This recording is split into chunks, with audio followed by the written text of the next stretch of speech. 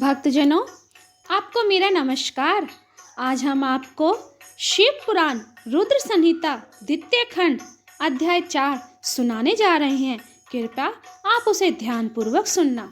जय शिव शंकर, हर हर महादेव। शिव पुराण अध्याय 4।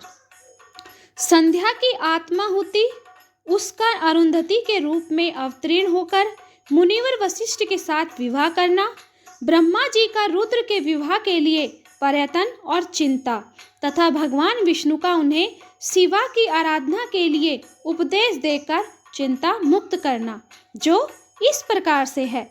ब्रह्मा जी कहते हैं, नारद, जब वर देकर भगवान शंकर अंतर्ध्यान हो गए, तब संध्या भी उसी स्थान पर गई जहां मुनि मेधा तिथि यज्ञ कर रहे थे। भगवान शंकर की कृपा से उसे किसी ने वहां नहीं देखा। उसने उस तेजस्वी ब्रह्मचारी का स्मरण किया जिसने उसके लिए तपस्या की विधि का उपदेश दिया था। महामुने, पूर्व काल में महर्षि वशिष्ठ ने मुझ परमेष्टि की आज्ञा से एक तेजस्वी ब्रह्मचारी का वेश धारण करके उसे तपस्या करने के लिए उपयोगी नियमों का उपदेश दिया था। संध्या अपने को तपस्या का उपदेश देने वाले उन्हीं ब्रह्मचारी ब्राह्मण वशिष्ठ को पति रूप से मन में रखकर उस महायज्ञ में प्रज्वलित अग्नि के समीप गई। उस समय भगवान शंकर की कृपा से मुनियों ने उसे नहीं देखा। ब्रह्मा जी की वह पुत्री बड़े हर्ष के साथ उस अग्नि में प्रविष्ट हो गई। उसका पिरोड़ा समय शरीर तत्काल दग्ध हो गया। उस पुरोडास की अलक्षित गंध की सब ओर फैल गई। अग्नि ने भगवान शंकर की आज्ञा से उसके सुवर्ण जैसे शरीर को जलाकर शुद्ध करके पुनः सूर्यमंडल में पहुंचा दिया। तब सूर्य ने पितरों और देवताओं की तृप्ति के लिए उसे 2 भागों में विभक्त करके अपने रथ में स्थापित कर दिया। मुनीश्वर, उसके शरीर का ऊपरी भाग प्रातः संध्या हुआ, जो दिन और रात के बीच में पड़ने वाली आदि संध्या है, तथा उसके शरीर का शेष भाग साय संध्या हुआ, जो दिन और रात के मध्य में होने वाले अंतिम संध्या है। साय संध्या सदा ही पितरों को प्रसन्न प्रदान करने वाली होती है। सूर्योदय से पहले जब उन्नत्य हो, प्राची के क्षितिज में लाली छा जाए तथा प्रातः संध्या प्रकट होती है, जो देवताओं को प्रसन्न करने वाली है। जब लाल कमल के समान सूर्य अस्त हो जाता है, उसी समय सदा साय संध्या का उदय होता है, जो पितरों को आनंद प्रदान करने वाली है।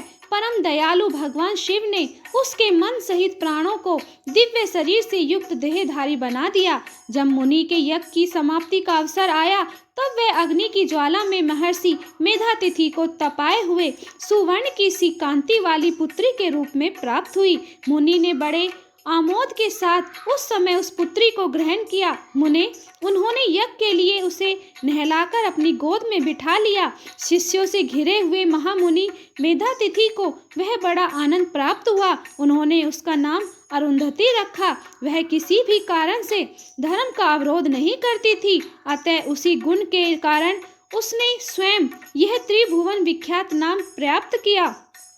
देवऋषि यज्ञ को समाप्त करके कृतकृत्य हो वे मुनि पुत्री की प्राप्ति होने से बहुत प्रसन्न थे और अपने शिष्यों के साथ आश्रम में रहकर सदा उसी का लालन पालन करते थे। देवी अरुंधति चंद्रभागा नदी के तट पर तापसारण्य के भीतर मुनिवर मेधातिथि के उस आश्रम में धीरे धीरे बड़ी होने लगी। जब वह विवाह के योग्य हो गई, तब मैंने विष्णु तथा महेश्वर ने मिलकर उस ब्रह्मा के पुत्र वशिष्ठ के साथ उसका विवाह करा दिया।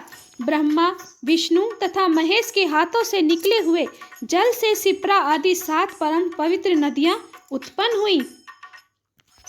मुने, मेधातिथि की पुत्री महासाध्वी अरुंधति समस्त पवित्रताओं में श्रेष्ठ थी। वह महर्षि वशिष्ठ को पति रूप में पाकर उनके साथ बड़ी शोभा पाने लगी। उससे शक्ति आदि शुभ एवं श्रेष्ठ पुत्र उत्पन्न हुए।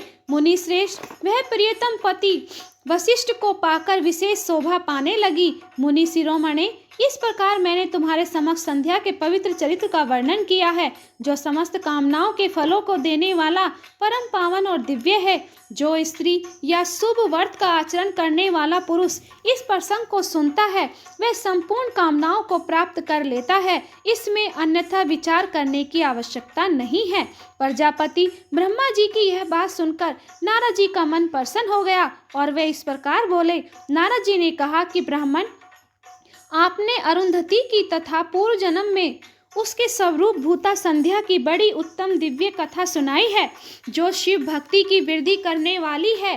धर्मज्ञ, अब आप भगवान शिव के उस परम पवित्र चरित्र का वर्णन कीजिए, जो दूसरों के पापों का विनाश करने वाला, उत्तम एवं मंगलदायक है। जब कामदेव रति से विवाह करके हर्षपूर्वक चला गया, दक्ष आदि अन्य मुनि भी जब अपने अपने स्थान को पधारे और जब संध्या तपस्या करने के लिए चली गई, उसके बाद वहाँ क्या हुआ? ब्रह्मा जी ने कहा, विप्रवर नारद, तुम धन्य हो, भगवान शिव के सेवक हो। अतः शिव की लीला से युक्त जो उनका शुभ चरित्र है, उस भक्ति से भक्ति पूर्वक सुनो। तात, पूर्व काल में मैंने एक बार जब मोह में पड़ गया और भगवान शंकर ने मेरा उपहास किया, तब मुझे बड़ा क्षोभ हुआ था। वस्तुतः शिव की माया ने मुझे मोह लिया था, इसीलिए मैं भगवान शिव के प्रति ईर्ष्या करने लगा। किस प्रकार सो बताता हूँ, सुनो। मैं उस स्थान पर गया जहाँ दक्ष राज मुनि उपस्थित थे, वहीं रति के साथ कामदेव भी था। नारद, उस समय मैंने बड़ी प्रसन्नता के साथ दक्ष तथा दूसरे पुत्रों को संबोधित करके वार्तालाप आरंभ किया। उस वार्तालाप के समय मैं शिव की माया से पूर्णतः मोहित था। अतः मैंने कहा, पुत्रों, तुम्हें ऐसा प्रयत्न करना चाहिए जिससे महादेव जी किसी कमनीय कांति वाली स्त्री का प्राणी ग्रहण करें। इसके बाद मैंने भगवान शिव को मोहित करने का भार रति सहित कामदेव को सौंपा। कामदेव ने मेरी आज्ञा मानकर कहा, प्रभु, सुंदरी स्त्री ही मेरा अस्त्र है, अतः शिव जी को मोहित करने के लिए किसी नारी की सृष्टि कीजिए। यह सुनकर मैं चिंता में पड़ गया और लंबी सांस खींचने लगा। मेरे उस निश्वास से राशि राशि पुष्पों से विभूषित बसंत का प्रादुर्भाव हुआ। बसंत और मलयानील ये दोनों मदन के सहायक हुए। इनके साथ जाकर कामदेव ने वामदेव को मोहने की बारंबार चेष्टा की, परंतु उसे सफलता न मिली। जब वह निराश होकर लौट आया, तब उसकी बात सुनकर मुझे बड़ा दुख हुआ। उस समय मेरे मुख से जो निश्वास वायु चली, उससे मारगणों की उत्पत्ति हुई। उन्हें मदन की सहायता के लिए आदेश देकर मैंने पुनः उन सब को शिव जी के पास भेजा, परंतु महान प्रयत्न करने पर भी वे भगवान शिव को मोह में न डाल सके। काम सपरिवार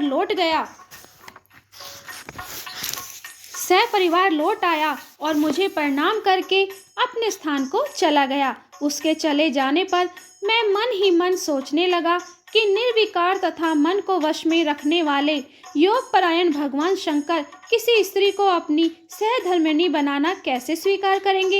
यही सोचते सोचते मैंने भक्ति भाव से उन भगवान श्री हरि का स्मरण किया, जो साक्षात शिव स्वरूप तथा मेरे शरीर के जन्मदाता हैं।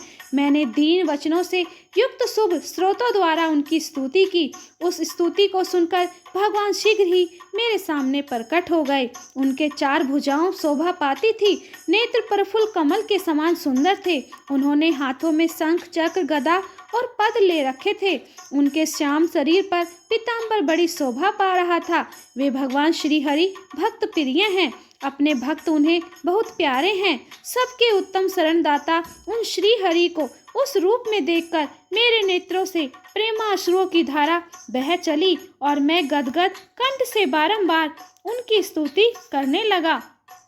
मेरे उस स्तोत्र को सुनकर अपने भक्तों के दुख दूर करने वाले भगवान विष्णु बहुत प्रसन्न हुए और शरण में आए हुए उस ब्रह्मा से बोले कि महाप्राग विधात लोक सदृष्टा ब्राह्मण, तुम धन्य हो। बताओ, तुमने किस लिए आज मेरा स्मरण किया है और किस निमित्त से यह स्तुति की जा रही है? तुम पर कौन सा महान दुख आ पड़ा है, उसे मेरे सामने इस समय कहिए। मैं वह सारा दुख मिटा दूंगा। इस विषय में कोई संदेह या अन्यथा विचार नहीं करना चाहिए। तब ब्रह्मा जी ने सारा प्रसंग सुनाकर कहा कि केशव, यदि भगवान शिव किसी तरह पत्नी को ग्रहण कर ले तो मैं सुखी हो जाऊंगा, मेरे अंतःकरण का सारा दुख दूर हो जाएगा, इसीलिए मैं आपकी शरण में आया हूँ। मेरी यह बात सुनकर भगवान मधुसूदन हंस पड़े और मुझ लोक सृष्टा ब्रह्मा का हर्ष बढ़ाते हुए मुझसे शीघ्र ही यूं बोले, विधात तुम मेरा वचन सुनो, यह तुम्हारे भ्रम का निवारण करने वाला है। मेरा वचन ही वेद शास्त्र आदि का वास्तविक सिद्धांत है। शिव ही सबके कर्ता धर्ता भरता और संहार करता है, वे ही परातत्व हैं। पर ब्रह्मा परेश निर्गुण नित्य अनिदृश्य निर्विकार अद्वितीय अच्युत अनंत सबका अंत करने वाले स्वामी और सर्वव्यापी परमात्मा एवं परमेश्वर हैं। सृष्टि पालन और संहार के कर्ता, तीनों गुणों को आश्रय देने वाले व्यापक ब्रह्मा विष्णु और महेश नाम से प्रसिद्ध रजोगुण सत्वगुण तथा तमोगुण से परे माया से ही भेद युक्त प्रतीत होने वाले, सृष्टि पालन और संहार के कर्ता, तीनों गुणों को आश्रय देने वाले व्यापक ब्रह्मा विष्णु और महेश नाम से प्रसिद्ध रजोगुण सत्वगुण तथा तमोगुण से परे माया से ही भेद युक्त प्रतीत होने वाले, निर्भय माया रहित, माया के स्वामी या प्रेरक चतुर सगुण स्वतंत्र आनंद स्वरूप निर्विकल्प आत्मा राम, निर्द्वंद भक्त परवश सुंदर विग्रह से सुशोभित योगी, नित्य योग परायण योग मार्गदर्शक गर्भहारी लोकेश्वर और सदा दीन वत्सल हैं। तुम उन्हीं की शरण में जाओ, सर्वात्मना शंभु का भजन करो, इससे संतुष्ट होकर वे तुम्हारा कल्याण करेंगे। ब्राह्मण, यदि तुम्हारे मन में यह विचार हो कि शंकर पत्नी का प्राणी ग्रहण करें तो शिवा को प्रसन्न करने के उद्देश्य से शिव का स्मरण करते हुए तपस्या करो। अपने उस मनोरथ को हृदय में रखते हुए देवी शिवा का ध्यान करो। वे देवेश्वरी यदि प्रसन्न हो जाएं तो सारा कार्य सिद्ध करा देंगी। यदि शिवा सगुण रूप से अवतार ग्रहण करके लोक में किसी की पुत्री को मानव शरीर ग्रहण करे तो वे निश्चय ही महादेव जी की पत्नी हो सकती हैं। ब्राह्मण, तुम दक्ष को आज्ञा दो, वे भगवान शिव के लिए पत्नी का उत्पादन करने के लिए निमित्त स्वतः भक्ति भाव से प्रयत्न पूर्वक तपस्या करें।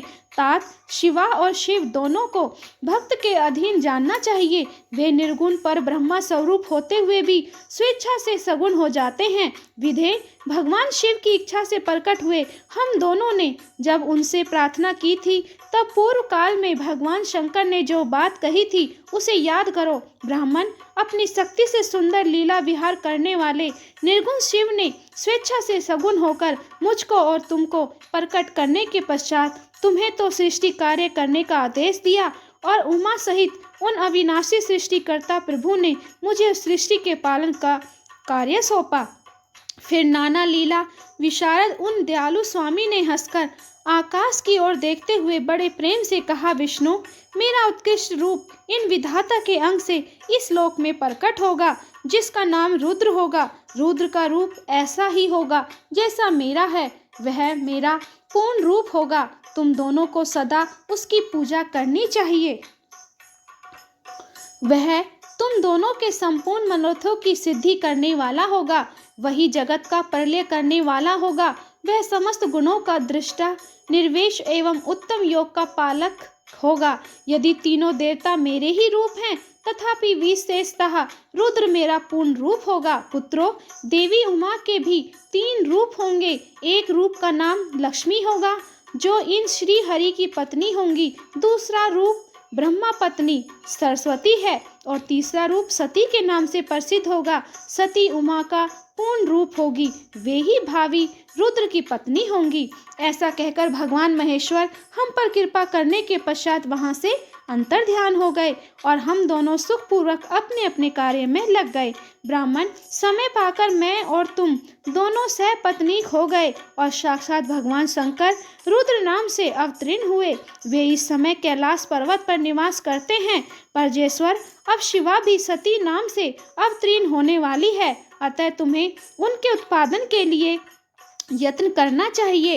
ऐसा कहकर मुझ पर बड़ी भारी दया करके भगवान विष्णु अंतर ध्यान हो गए और मुझे उनकी बातें सुनाकर बड़ा आनंद मुझे उनकी बातें सुनकर बड़ा ही आनंद प्राप्त हुआ। भक्तजनों, अध्याय 4 यहीं पर ही संपन्न होता है। आपको यह कथा कैसी लगी?